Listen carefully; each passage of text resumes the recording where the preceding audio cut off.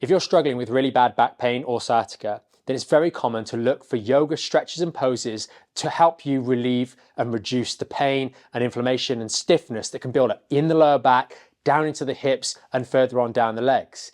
In today's video, we're going to be reviewing 3 of the most common exercises or yoga stretches that are done, reviewing what mistakes or what problems do they have, and more importantly, giving you guys some practical demonstrations of ways you can tweak or modify these exercises to get all of the benefits and none of the harms. Hopefully you guys are going to find it really helpful, and there'll be timestamps below this video so you can skip ahead to the relevant exercise and cover that one in detail.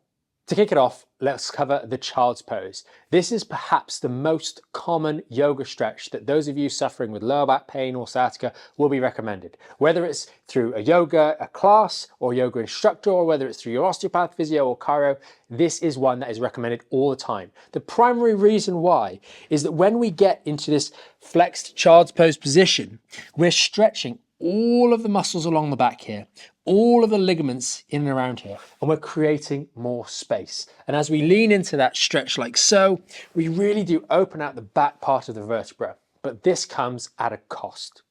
As you're in that rounded position, we're flexing down, flattening out the lordosis, creating that space I mentioned a moment ago. But the very problem with this exercise is that our body is trying to knit back up and restore the natural lordosis, the natural curve, and therefore we're interrupting that healing process by constantly stretching it. Worse still, we're actually putting pressure through the lower lumbar discs, particularly L4-5 and L5-S1, which often makes the underlying mode of injury that caused maybe disc bulges or degeneration of that disc, it's actually making it worse by replicating that same thing over and over again. Just think how much time you spend sat down every day flattening that lower back whilst you're in the office, on the way to work, or even at home relaxing in front of the TV. So how can we modify the child's pose to make it a little bit more effective? Well, fundamentally, when we're doing the child's pose stretch, we get a bit of stretch through the glutes. As we're in this position back here, some of you with a lot of stiffness down here will find that that actually stretches the buttocks muscles themselves, which is helpful because stiffness in the hips can actually make the lower back worse.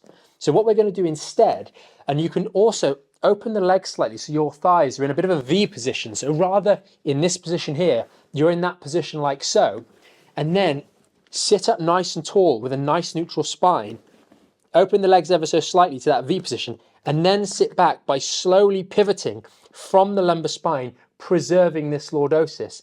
And you might find that you get a bit of a stretch in the glutes here. That way, we're benefiting from the child's pose without rounding the lower back like so and creating those disadvantages that we mentioned earlier. You can try this for around about 30 seconds, 5 seconds, 10 seconds.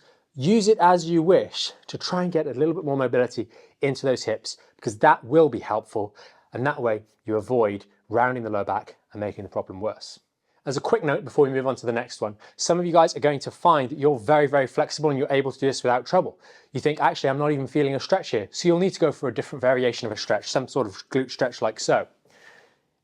The big thing to think about in those scenarios is if you're not going to find that stretch effective, then because you've got really good hip mobility, do you really need stretching or do you actually need strengthening? And those of you that do actually have really, really stiff hips, even that simple demonstration that I've just done will be enough to just get a little bit of stretch and mobility improvements in those hips themselves.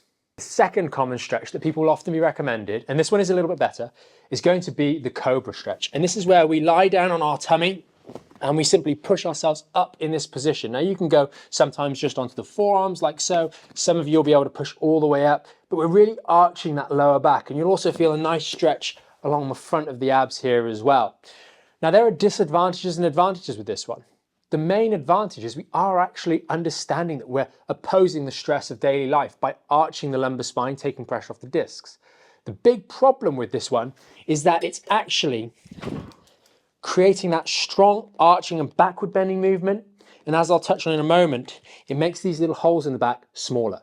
The big problem with this backward bending movement is that all of these joints here above the injured segment, let's say your injury is at L5-S1 or L4-5, all of these will be nice and stiff and tense, as they should be, to provide support for the spine. But this one that's injured will be wobbly. So as you just pull back into that position, All of these will remain stiff and the movement will leak out of the weakest part, the unstable part, the injured part, which is why so often those of you with sciatica in particular, or disc bulges where there's a lot of stenosis in the lower back, will find that this immediately gives you sharp and shooting pain, either locally in the back or down the length of that sciatic nerve. So what we're going to do to modify the Cobra is observe the same principles of arching the lumbar spine, but instead we're going to use it using a pivot, or do it using a pivot. This pivot is going to press into those other segments as well to make sure that the spine bends around the towel, creating a bit of decompression and stretch along the length of the spine at the same time. And the simple way we're going to do this is popping ourselves onto our back with the towel rolled up. It's around about 3, maybe 5 inches maximum in diameter. Doing a simple glute bridge, lifting our bum up off the ground and sliding the towel into position in the small of the lower back. And as we lower ourselves over, we can feel a gentle stretch through the lumbar spine and we can feel a support for the natural backward bending curve. This is a great stretch because, again, most of our day is spent sat down, rounding the lower back.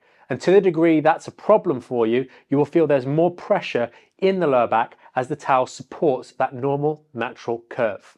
We covered the towel stretch and a couple of others in a recent video, so there'll be a link in the description which you can check out, the towel stretch and the bed stretch, 2 great alternatives that create a bit of extension or return to neutrality of the spine, so the neutral, natural backward bending arch. But they're really safe and anyone can do them from home anytime you like, and there's complete step-by-step instructions in that video, so check it out after this one. If you're going to give this stretch a go, give it a go for 20 seconds to 30 seconds, up to 5 minutes in any one duration, and you can do it a couple of times a day. Make sure you get off slowly, like we talk about in that other video I mentioned just a second ago, by engaging our spine and rolling to the side, not twisting or lifting after you've done the exercise. This third stretch is more of a mobilization. It's the cat-cow or cat-camel. You've probably seen this one before, where we get onto all fours and then we drop our lordosis in, so we drop our belly down and then we lift up really high and then repeat this over and over again. This stretch has advantages and disadvantages. On the face of it, we could say that the actual cow position, the lower position down here, is actually quite good because unlike the Cobra, we're getting a dropping of the stomach rather than a lifting of the torso, and that's going to create a bit of a decompression, a bit of a stretch like the towel, but upside down. The problem here lies in the cat position, coming up into this position here, doing a posterior pelvic tuck, flexing all of these segments, repeating that same posture that we're in for hours and hours every single day. That's at the root cause of our lower back pain in the first place, that flattening of the lordosis. That's the bit that we just don't want. Not to mention the fact that we're moving the joints through a very large amplitude. And what that means is we're moving through a very large amount of movement. We're going from a position of an exaggerated extension all the way through to a position of extreme flexion. That's a lot of movement at a joint that is injured and trying to recover. Granted, there's perfectly good reason for doing it in a healthy spine that's not injured to preserve normal ranges of motion. But if you're struggling with back pain from an injury to your lower back, we do not want to be doing this much movement at an injured segment. Remember what we mentioned earlier on. The other segments that are healthy will have a natural stiffness to them, so they will be the last to move. What you'll end up moving is that segment that's injured and wobbly, because movement will leak out of the areas where it is resisted least, i.e. where you've got that disc bulge, herniation, or just general injury in the lower back. For this final one, we've got 2 variations for you. The first one is actually taking the cow position and actually saying, do you know what? This is actually a good one that we can maybe modify a little bit further. So what we're going to do here is get into a position where we're on all fours, and a little tip for you, if you're uncomfortable, resting on your knuckles, especially if it's a soft surface, will help those of you that have wrist issues. It just makes it a little bit more comfortable. And here we're going to go from a neutral spine, and then we're going to drop down, and then a neutral spine, and then drop down. This is a much smaller amount of movement, and we're still getting that extension, that decompression of the discs. However, what some of you will find, those of you that struggle with movements like the Cobra position that we mentioned earlier, for the same reasons this might aggravate your lower lumbar spine still. Even though it's a smaller movement, it's still not quite controlled enough because you don't have a pivot making sure the other segments move as well. So instead of that, we're going to use our good old friend, the rolled up towel, but this time we're going to roll it lengthways and make it around about 1 inch to 2 inches in diameter so we can focus it. And where we're looking at is finding the 2 bony bits at the base of the spine and coming up about 1 inch. That's where the small of our back is, and that's where we're going to be using this towel, if I demonstrate for a moment standing, to have the towel wrapped around like so, and then we're using our arms to gently pull forwards. And now we've got a pivot point that can act at the segments that we want to act nice and gently. And you notice it's not a lot of movement. So if we pop ourselves, have the towel around your waist, hopefully you found the position there, and if you need to, rewind to find it again. 2 bony bits at the base of the spine, and the towel's going to sit just on top of there, about 1 inch up. Then we're going to pop ourselves on our back, like so.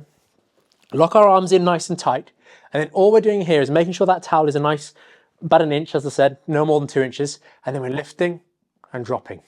And you're just nice and relaxed. You only use your arms here, and just let the rest of your torso and abdomen and stomach and back be nice and relaxed here. And then we lift, hold, and relax.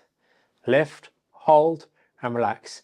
And for those of you that are sensitive or have got a lot of pain down here, we can always adjust the force and adjust the lift to our tolerance and adjust the hold length to our tolerance. A nice baseline would be to do something like 3 or 5 second hold and then relax, and do that 5 or maybe 10 repetitions, just as a means of getting a bit of pumping through that lower lumbar section to help with reducing the congestion from excess inflammation that's built up in that area, irritating the nerves, potentially giving us just low back pain or sciatic pain down the legs too. For even more effectiveness, check out the video either up here or down in the description, where we did a step-by-step guide to contrast bathing and how you can use this as a tool to more intensively bring down any excess swelling in that lower back, and why this is important if you are someone suffering with some sort of disc injury or sciatica in that lower back. And do that after you've done something like this. As always, we want to make these videos as helpful as possible for you. So a final bonus tip that we couldn't help but put in here is that at the end of the day, stretching is stretching. And because of the nature of lower back pain and injuries down there in the lumbar spine, you're going to get signals coming out of that area to the muscles, telling them to tighten up. So stretching has a very limited effect from a long-term point of view. It's maybe going to give you half an hour, maybe 3, 4, 5 hours or more in terms of relief, but it's not building.